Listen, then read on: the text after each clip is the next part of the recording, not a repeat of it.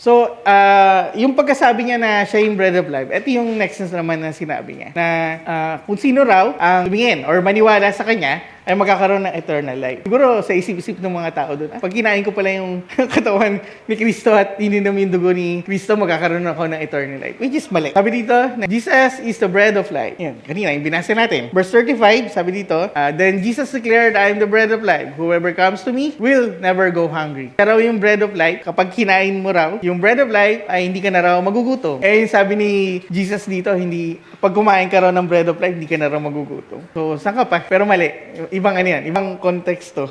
Tapos sabi dito, and whoever believes in me will never be thirsty. So, kapag naniwala raw tayo sa kanya, nag-trust, hindi na raw tayo mauuhaw.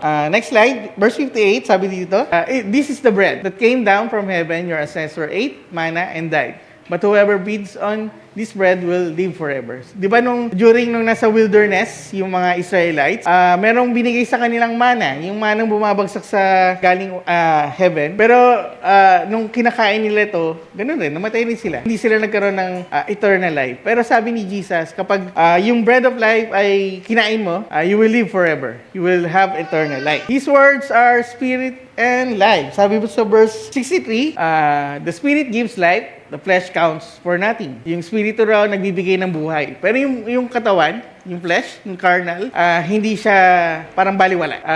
The words I have spoken to you, they are full of the spirit and life. So yung sinasabi raw ni Lord, yung word na sinasabi niya or yung word na binabasa niya sa Bible, puno ng spirito at buhay.